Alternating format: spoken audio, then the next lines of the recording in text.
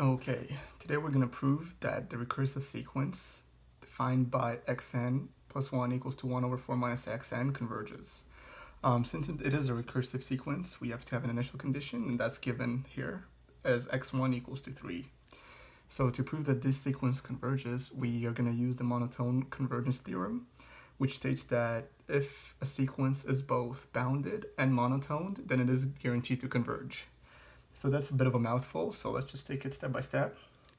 So we have to show that the sequence is both bounded, that is, all the elements of the sequence lie within a certain interval, and monotoned. Monotoned, which means all the elements are either increasing or decreasing. So we're gonna show these two properties separately. We're gonna start by showing that. So we're gonna show that xn plus 1 is monotoned.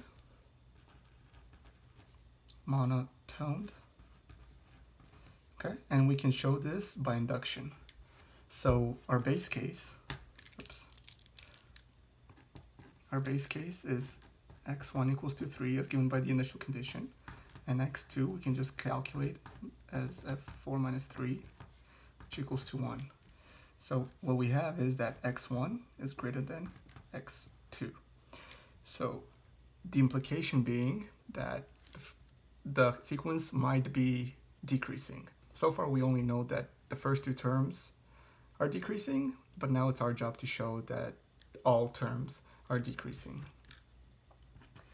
So how do we show that? So we take as an assumption the following statement, and we need to show that this statement right here implies the following statement. If we can show that this statement right here somehow implies this statement, we have shown that this sequence is indeed monotoned and decreasing. Since we can always start with the base case, which could be used as here, and then if we show this statement is correct, then from the base case we can work all the terms out. So how do we get from one to the other? Well, we can start by taking the negative of both sides. We're going to start working with this statement and try to somehow get it into this statement. So we take the negative, and then when we take the negative, we have to switch the inequality sign. So we have the following. And then we can add 4 to both sides.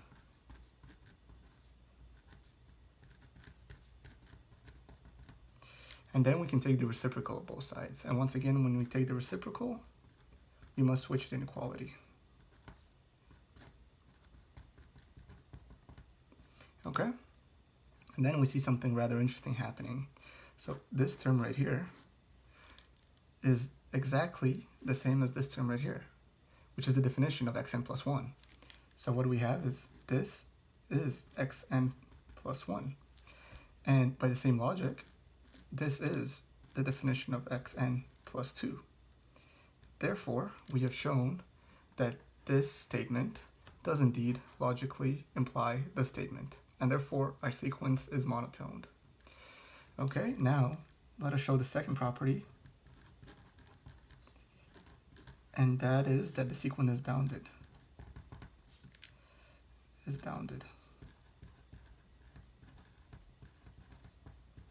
Okay?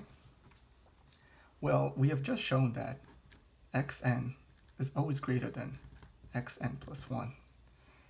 And we know that this would imply that the first term of the sequence must therefore be the greatest term in the entire sequence, because all subsequent terms are decreasing. And the first term in the sequence is shown here is x1 plus 3, x1 equals to 3.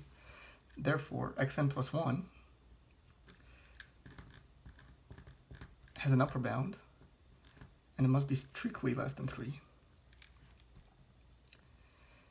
And let us also write the definition of the following.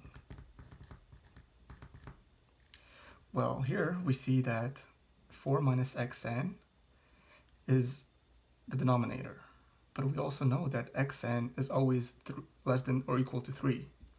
Therefore, 4 minus xn is always greater than 0.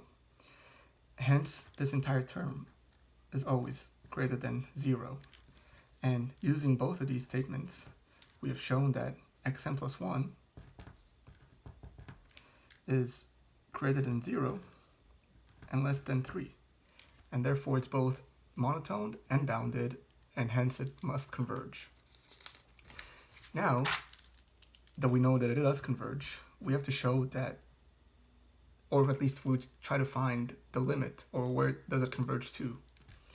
So we have to find the limit xn plus 1. And an interesting property of recursive sequences is that we can use the following. That is that the limit of xn plus 1 must be equal to the limit of xn. And why must this be true? Is because xn plus 1 is the same sequence as xn, but it is shifted right by 1. So the first term of xn is left out, but then all the other terms are the same. And since limits only care about the behavior of the sequence at infinity, and it does not care how the sequence begins, therefore the limits must be the same. And therefore, and since we know that it does converge and the limit does exist, therefore both of these must equal to some unknown number x. And that is our job to find what x is. So the limit of xn plus 1 we can write as the definition here, 1 over 4 minus x. Well, we have to find the limit here. The limit of this sequence here, and this must equal to x. But we also know that the limit of xn, like we just stated, is also x. So this is the limit of this is x, and the limit of this entire thing is also x. So what we get is 4 minus x equals to x, okay? And to find x, we just have to solve for it. And what we get is, we can multiply x times 4 minus x equals to 1. And then we get 4x minus x squared equals to 1. And then we can just move all to the one side. 1 equals to 0. And to find x, we can just use the quadratic formula. So I'm not going to do that here, but once we use the quadratic formula to find x, we, in essence, found our limit.